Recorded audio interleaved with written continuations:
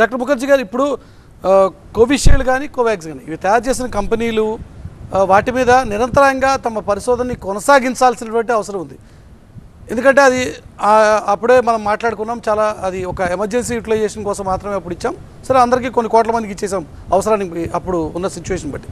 కానీ పరిశోధన అనేది కొనసాగాల్సిన అవసరం ఉంది. కొనసాగుతోందా అంటే ఏమంటారు? అంటే కొనసాగాల్సిన విధంగా కొనసాగట్లేదని నా అభిప్రాయం అండి. అంటే ఇప్పుడు ఏమైందంటే మురళీకృష్ణ గారు, ఇప్పుడు మనం ఈ BHU స్టడీ చూసాము.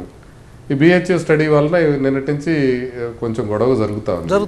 అయితే ఆ స్టడీ చదివినప్పుడు మనకేం అర్థమైంది, మన స్టడీ చదివితే ఏమర్థమవుతుంది, ఇది ప్రాపర్గా స్టడీ చేయలేదు. ఎందుకంటే జస్ట్ ఊరికే వాళ్ళని కనుక్కొని వాళ్ళకి ఏం సిమ్టమ్స్ వచ్చినాయి అని చెప్పి అవన్నీ వ్యాక్సిన్ ఖాతాలో వేశారు తప్ప ఖచ్చితంగా వ్యాక్సిన్ వల్ల వచ్చినాయి అని చెప్పలేదు. కాబట్టి ఈ స్టడీని మనం విమర్శించడం వల్ల ప్రజల్లోకి ఏమని వెళ్తుంది, అయ్యో ఈ డాక్టర్ వ్యాక్సిన్ సమర్థిస్తున్నాడేమో అన్న దీంట్లోకి వస్తున్నారు.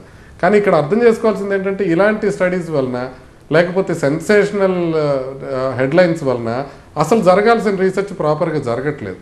వ్యాక్సిన్ వల్ల ఎన్ని సైడ్ ఎఫెక్ట్స్ వచ్చినాయి ఏంటి అనేది మనం క్లియర్గా తెలుసుకోగలిగితే, ఇవాళ కోవిడ్ వచ్చింది, అయిపోయింది, తగ్గిపోయింది, రేపొద్దున ఇంకో కోవిడ్ వస్తుంది, ఆ కోవిడ్ వచ్చినప్పుడు ఇంకో వ్యాక్సిన్ తయారు చేస్తారు. ఈ వ్యాక్సిన్ నుంచి మనం సరైన పాఠాలు నేర్చుకోకపోతే దాన్ని ఎలా ఎదుర్కొంటాం? దీన్ని ఆల్రెడీ ఒక ఇన్ఫెక్షన్ ఎక్స్ అని చెప్పి దానికి ఒక పేరు పెట్టి దాన్ని ఆల్రెడీ మన వాళ్ళు దానికి ఎలా రియాక్ట్ కావాలని చేస్తున్నారు. అంటే ఇప్పుడు మనకి వస్తున్న వ్యాక్సిన్ మిస్ఇన్ఫర్మేషన్ వలన నిజంగా ప్రశ్నించాల్సిన వ్యాక్సిన్ కంపెనీస్ని, నిజంగా జరగాల్సిన స్టడీస్ ప్రాపర్గా జరగట్లేదు అనేది నా అభిప్రాయం. అంటే ఇప్పుడు మనం త్వరగా యాక్సెప్ట్ చేసాము వ్యాక్సిన్ని, తప్పలేదు. ఎప్పుడు చేసాము, ఆ ఉన్న సిచ్యువేషన్లో ప్రాణాలు విపరీతంగా పోతున్నప్పుడు గవర్నమెంట్ ఒక నిర్ణయం తీసుకుంది. ఓకే, ప్రతి గవర్నమెంట్ తీసుకుంది, ప్రపంచంలో అనేక దేశాల గవర్నమెంట్స్ తీసుకున్నాయి ఇది ఎమర్జెన్సీ యూజ్లో ఇవ్వాలి అని. అది తీసుకున్న తర్వాత అది రైట్ అయినా తప్పైనా అది అందరూ పాటించడం జరిగింది. దాంట్లో ముందు వరుసలో డాక్టర్లు కూడా తీసుకోవడం జరిగింది. అయితే ఇప్పుడు మనం దాని గురించి బ్లాంకెట్గా ఈ వ్యాక్సిన్ ప్రాబ్లమాటిక్, దీనివల్ల అన్ని ఇబ్బందులు జరిగినాయి అని చెప్తే కూడా ఎంత తప్పు అవుతుందో, బ్లాంకెట్గా ఇది ఏమీ కాదు, ఇది 100% సేఫ్ అని చెప్పినా అంతే తప్పు అవుతుంది. అందుకని పరిశోధన ప్రాపర్గా జరగాలి. ప్రాపర్గా ఎప్పుడు జరగాలి? ఈ వ్యాక్సిన్ వేసుకొని వాళ్ళు చాలామంది ఉన్నారు, కొంతమంది వ్యాక్సిన్స్ వేసుకోకుండా ఉండిపోయిన వాళ్ళు ఉన్నారు.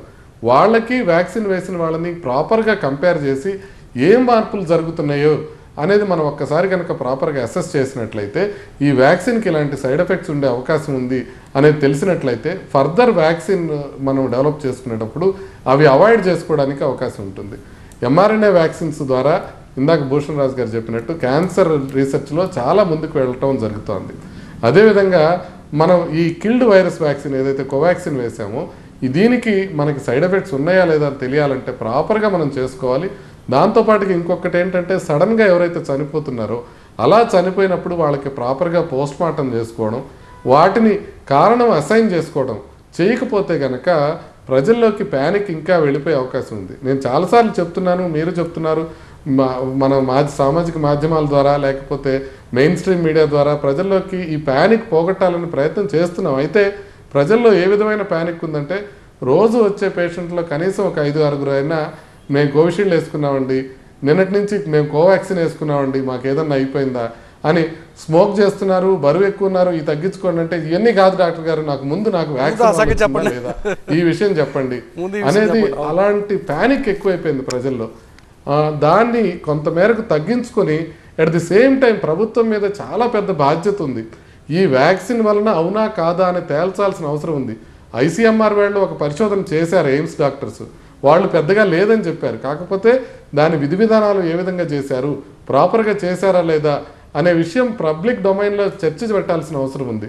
అదేవిధంగా మనం ఎప్పుడైతే ప్రాపర్గా రీసెర్చ్ చేసి ఉన్నది ఉన్నట్టు ప్రజల్లోకి వాస్తవాలు తీసుకుంటామో ప్రజల్లో ప్యానిక్ తగ్గుతుంది. కాబట్టి ఖచ్చితంగా ఈ విషయంలో మీరు అన్నది చాలా కరెక్టు. రీసెర్చ్ జరగాల్సినంత జరగట్లేదు, ఇంకా ఎక్కువ జరగాలి, ప్రాపర్ దిశలో జరగాలి. ఇప్పుడు ఇలాంటి ఎందుకు డ్రగ్ వీళ్ళు యాక్సెప్ట్ చేశారు జర్నల్లో నాకు తెలియదు, కానీ ఈ స్టడీని యాక్సెప్ట్ చేయటం వల్ల లాభం కన్నా నష్టం ఎక్కువ జరిగిందని నా ఉద్దేశం.